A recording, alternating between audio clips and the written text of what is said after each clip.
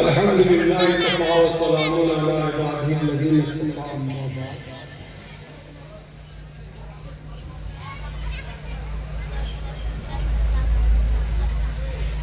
अन अली रज़ियल्लाहु तआला अन्हु क़ाल क़ाल रसूलुल्लाह सल्लल्लाहु अलैहि वसल्लम जा क़ालत उम्मती खम्स अशरत खस्लतन हल बिहल बला क़ील वमा हिय या रसूलल्लाह क़ाल इज़ा काना अल-मग़नमु दौलन वल अमानतु मग़नमन व ज़कातु मग़नमन इला आखिर हदीस और कमा क़ाल अलैहिस्सलातु वस्सलाम। हाँ मुअज़्ज़ज़ उलमा और मेरे दीनी भाइयों,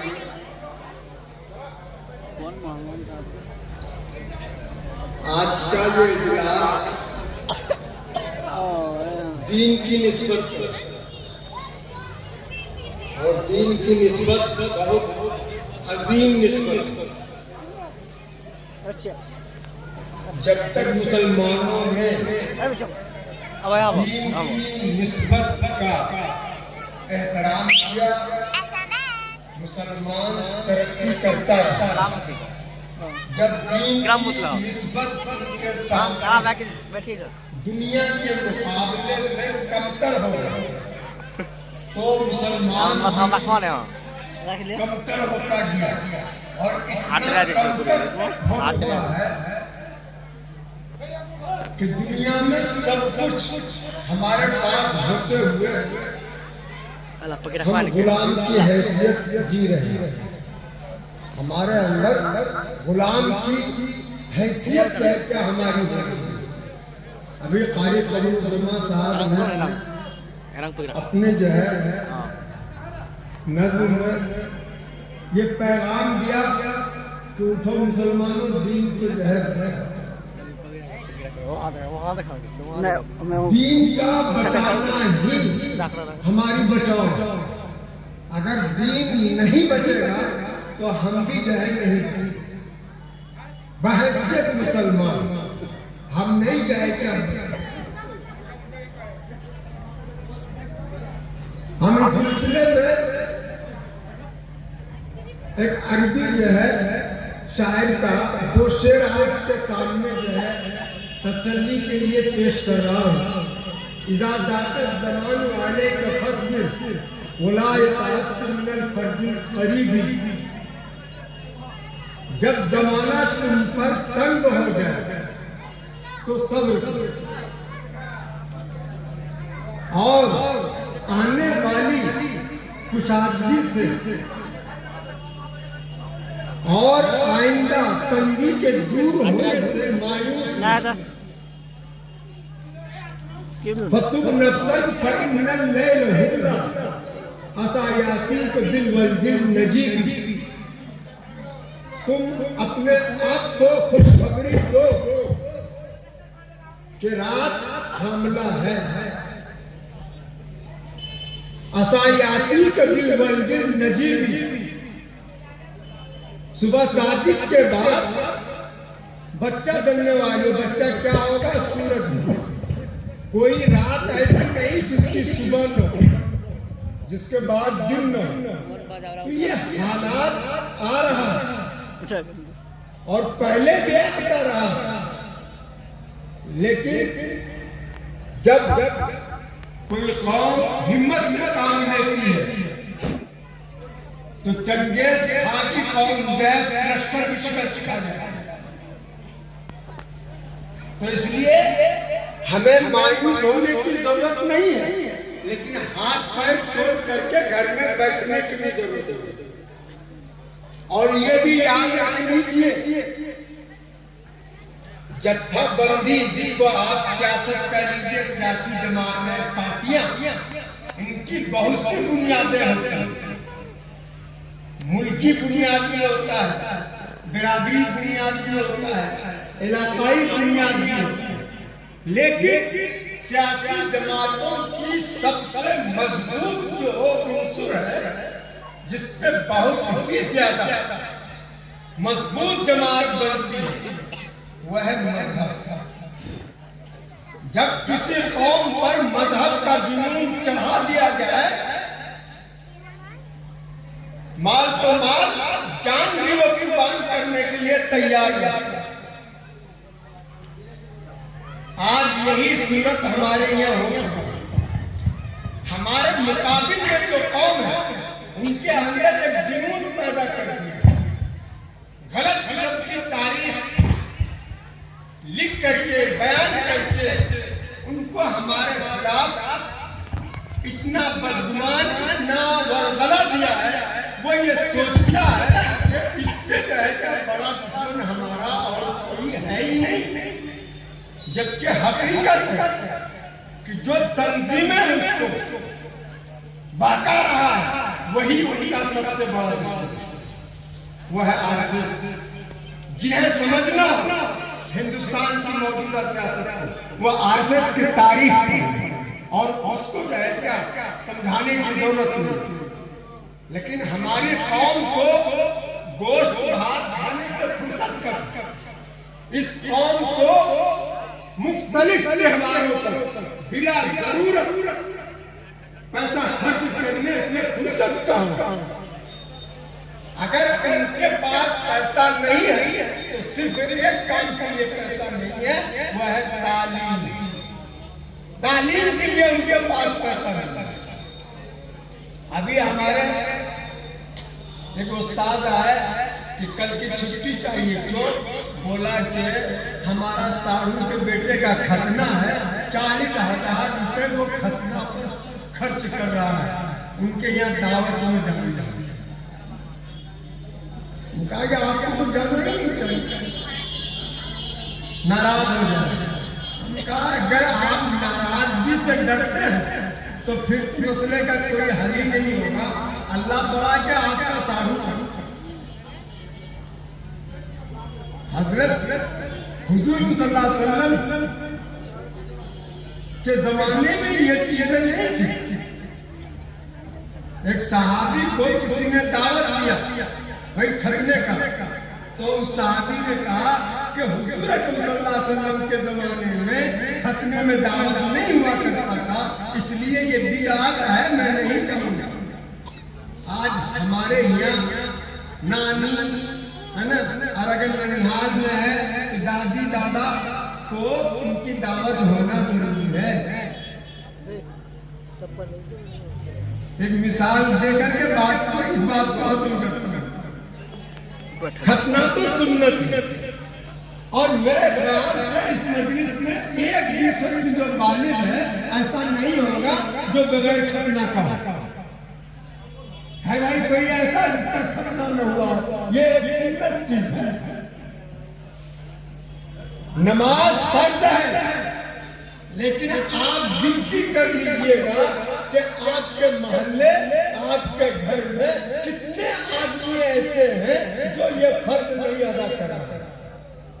खतना जो एक सुन्नत है, उनका तो हम इतना एहतमाम करते हैं, है ना, दावत देते हैं, खर्चा करते हैं, है ना, लेकिन नमाज जो फर्ज का दर्जा रखता है उनके लिए कहे क्या हम इतना फिक्रमंद नहीं। तो ये दीन है या जहालत? ये तो जहालत है। तो बहरहाल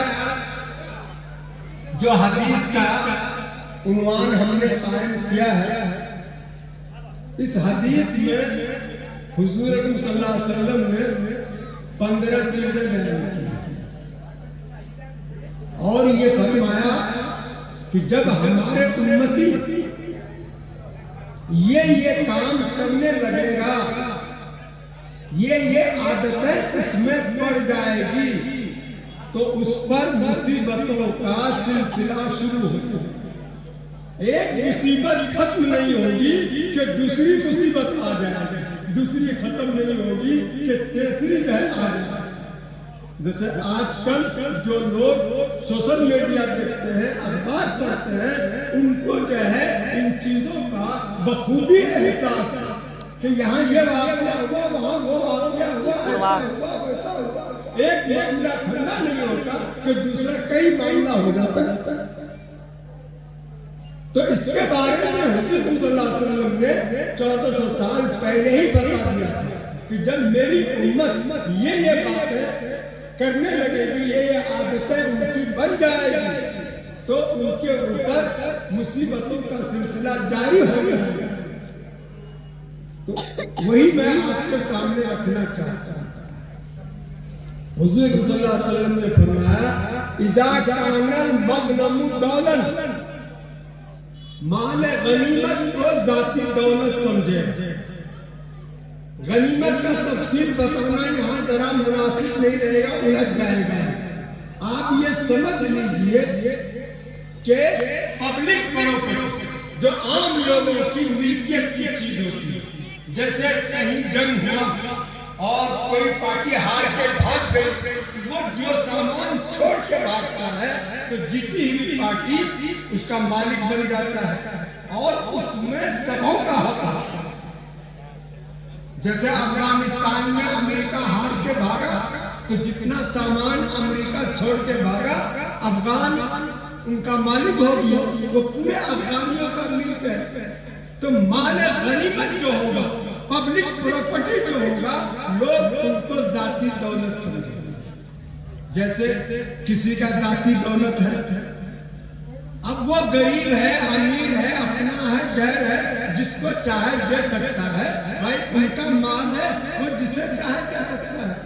लेकिन पब्लिक प्रॉपर्टी जो है, आदमी उसमें मनमानी नहीं कर सकता। उसका उसूल और ज़ाब्ता होता है कि ये माल किसको दिया जाएगा, किसको नहीं दिया जाएगा। जैसे हमारे यहाँ पंचायत में, एमएलए के कोटे में और भी बहुत सारा सौगात है, गवर्नमेंट के तरफ से फंड आता है, तो उसका एक दस्तूर बना होना, नियम बना होना कि किसको दिया जाएगा, किसको नहीं दिया जाएगा। लेकिन होता क्या है कि जिनके पास फंड आता है वो अपने वर्करों को, वो अपने रिश्तेदारों को, अपने लोगों को, या आइंदा इलेक्शन में जिससे उनको उम्मीद है कि अगर अभी ये माल दे दिया तो आगे इलेक्शन में वोट देगा और जीतने की उम्मीद है। यानी वो सरकारी जो नियम है उनका लिहाज नहीं करता, बल्कि अपना मफाद को सामने रख करके बेनियम बेकायदा उनको मनमानी तकसीम करता है।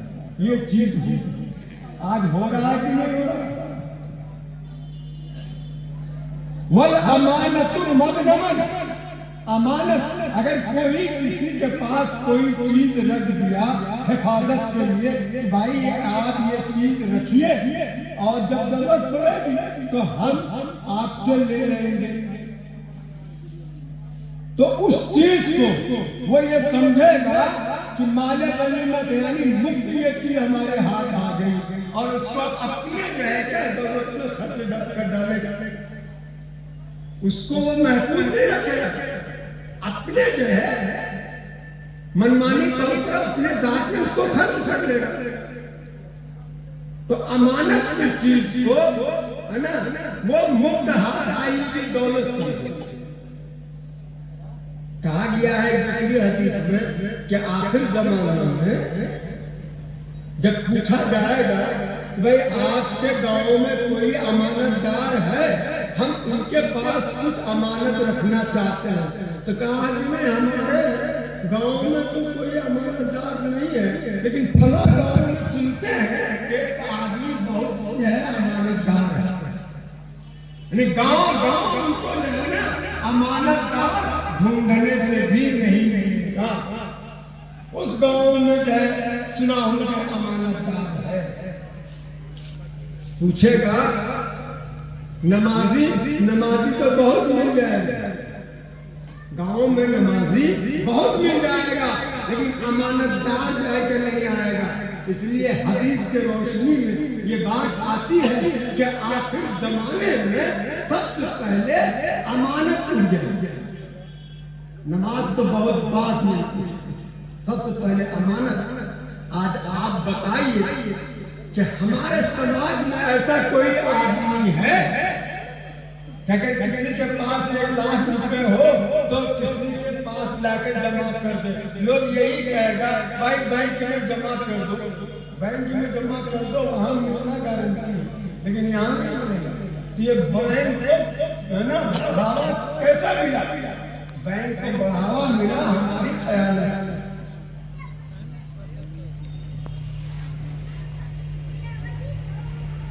तो ये जो अमानत है वो मानत गनीमत समझा जाए, खयानत हो गई उसके अंदर।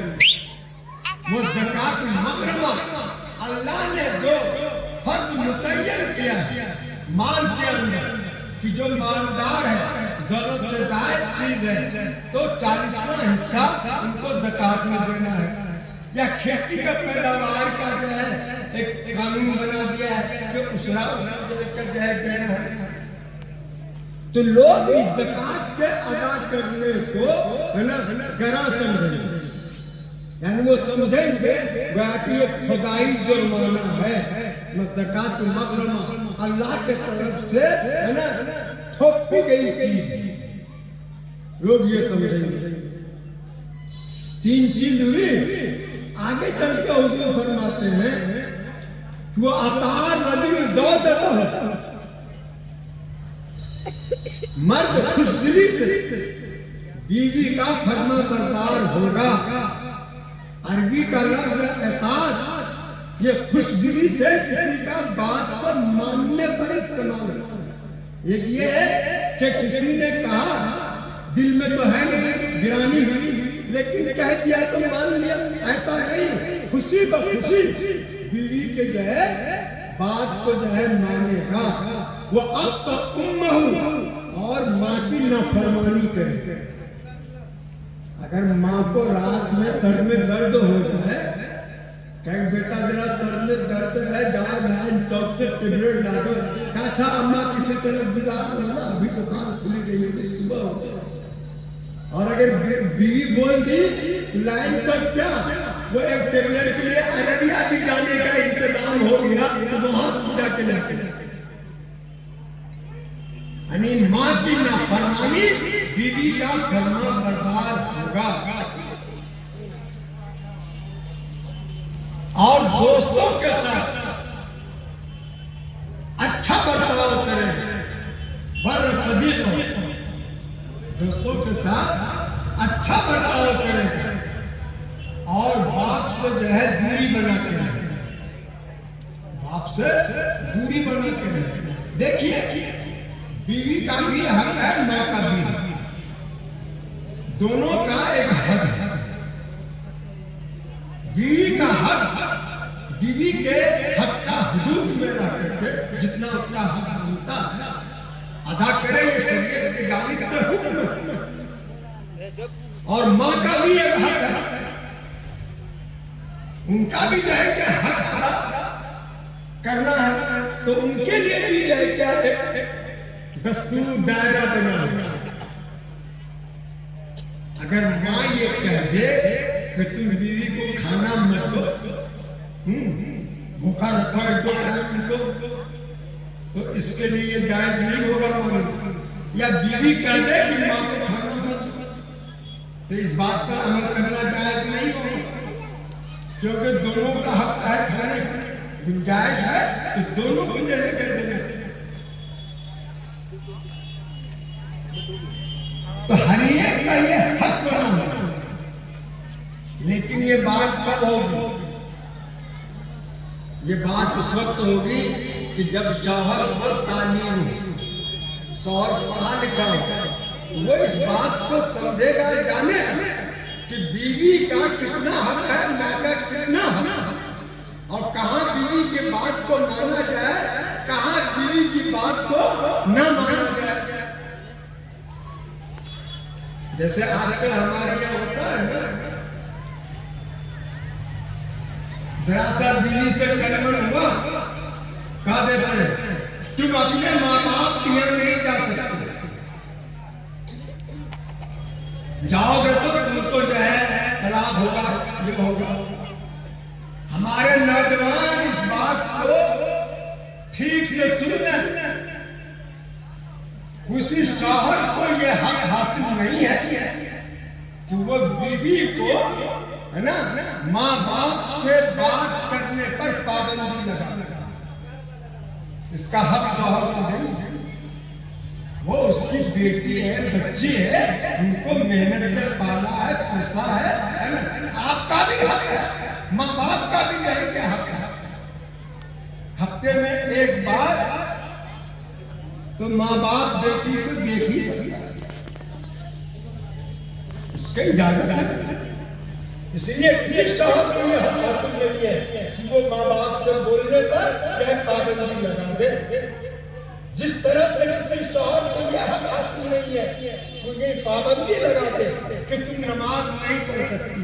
अगर किसी का शौहर ये कहे कि तुम नमाज नहीं पढ़ सकती हो, वो औरत इस बात को नहीं मानेगी, वो नमाज पढ़ेगी। अगर ये बोले कि माँ बाप से तुम नहीं बात कर सकते हो, तो मैं उस सिलसिले में यही बात कहूंगा कि थोड़े से अगर कहीं तलाक वलाक का उसने जरूरती कर दिया है, बीवी को जरा समझदारी से काम करना चाहिए। हालात को सामने रखते हुए जरा उस मसले को हल करने की जाए कोशिश करना चाहिए कि कैसे इस मसले को हल किया जाए। आगे बनवाते हैं 8वें नंबर कि मस्जिदों में आवाज बुलंद की जाए। अरे जब मस्जिद जाएंगे बजाय के खुदा को याद करने का, वहां जो है लोग दुनिया की रह कर बातें करने लगे। मस्जिद नमाज पढ़िए या जिक्र कीजिए, ये दो काम के लिए बनाई जाती है। हाँ, कभी कभार कोई ऐसा आ जाए कि अचानक मुलाकात हुई तो 20 सेकंड 10 सेकंड के लिए क्या जा सकता है, लेकिन ये क्या मस्जिद को गुफ्तगू का क्या है ना, मरकज बना देना, मुश्किल बना इसकी इजाजत है। तो मस्जिदों में आवाज बुलंद की जाए। एक चीज आगे फरमाते हैं हुजूर सल्लल्लाहु अलैहि वसल्लम, कान ज़ईमुल कौम अर्ज़ुन, अखलाकी एतबार से जो गांव समाज में गड़बड़ लोग होगा वही कौम का सरदार, कौम का नुमाइंदा गड़बड़ लोग हो। आप देहाती जुबान में इसका तर्जुमा नहीं समझते। और दूसरी बात ये समझ लीजिए कि जैसा सरदार होता है ना, वैसा उनकी कौम भी होती है। अगर ये कौम गड़बड़ नहीं होती तो गड़बड़ नुमाइंदा मुंतखब नहीं होता। जब ये खुद बिकने वाला है तो इनका नुमाइंदा भी बिके।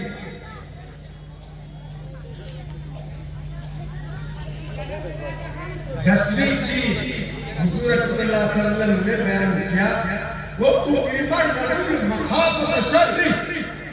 लोगों का इकराम इज्जत इसलिए की जाएगी,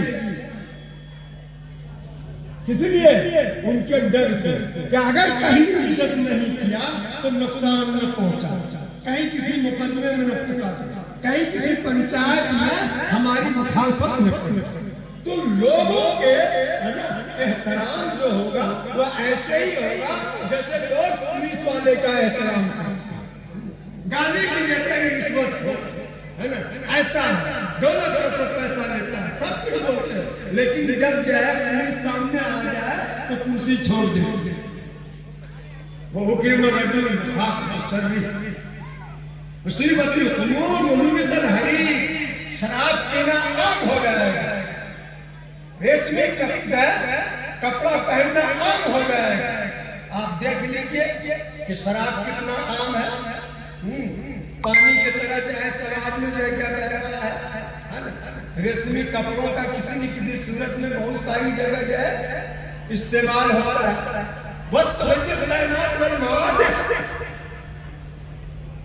गाने वाली है ना मुहैया की जाएगी। और आज तो वो सिस्टम हो गया है मोबाइल का कि आप जो है किसको लाइएगा, गाने की जरूरत नहीं है।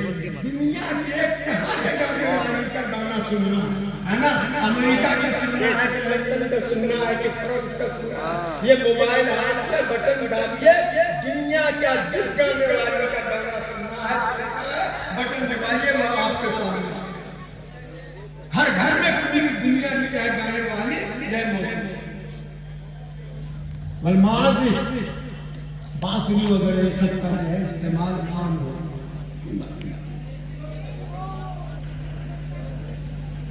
ये चीजें जो कहाँ बनी। और आखिर एक बात बता के मैं बात कर रहा हूँ, वो लाना आपको हाजिर उम्मती और बोला जो मौजूदा नौजवान हो, मौजूदा जो लोग होंगे, नौजवान ही नहीं, मौजूदा जो लोग होंगे, वो अपने पहले वालों को बुरा भला कहेगा कि उनको मालूम नहीं था उस जमाने में कि थोड़े ही चीजें इजाद हुई थी। वो लोग तो जो है कुएं का जो है मेढक था, है ना। आज का तरक्की आपका दौर में ये हो गया, वो हो गया। तो इस तरह का मौजूदा लोग अपने बड़ों सहाबा पर, ताबीन पर एतराज करते हैं। कहते हैं कि जब इस तरह की जो है बात सामने आ जाए, बल है ना, रियान फस्कन वसखा, जब इस तरह के हालात पेश आ जाए तो तुम खुदाई, है ना, अजाब का इंतजार करो, है ना। हवाएं तेज चलेगी, जलजला आएगा, है ना, जमीन में धस जाएगा मकानात, है ना। तो इस तरह का इंतजार करो। आज ये चीजें हमारे सामने हो रही है। अल्लाह का बहुत बड़ा शुक्र है कि जलजला तो आता है, लेकिन वैसा नहीं आता है जो मुल्क के मुल्क को तबाह कर दे। गोया कि ये अलार्म है हमारे लिए, तंबी है कि जितना जल्द तौबा करो, तौबा करो, नहीं तो इन पर भी ये करा सकता है। अल्लाह करे कि हम लोगों को अपने समाज को बदलने की जो है तौफीक अता करे, और आप लोग ये समझ जाए कि ये समाज में तब्दीली उस वक्त तक नहीं आएगा जब तक कि इसमें तालीम नहीं आएगी, है ना। तालीम ही तमाम चीजों का दरवाजा खोलता है। इसलिए तालीम हासिल करने के लिए चाहे भूखा रहना पड़े, जो कुछ करना पड़े वो आप कीजिए, लेकिन तालीम खुद भी हासिल कीजिए। अगर क्या आपका उम्र जो है 80 साल का हो गया, है ना, क्योंकि 80 साल के बाद ऐसा नहीं है कि आप गलत काम करेंगे तो आपको जो है गुनाह नहीं होगा। अल्लाह करे कि हम सबों को जो है पढ़ने पढ़ाने की और अमल करने की तौफीक इनायत करे।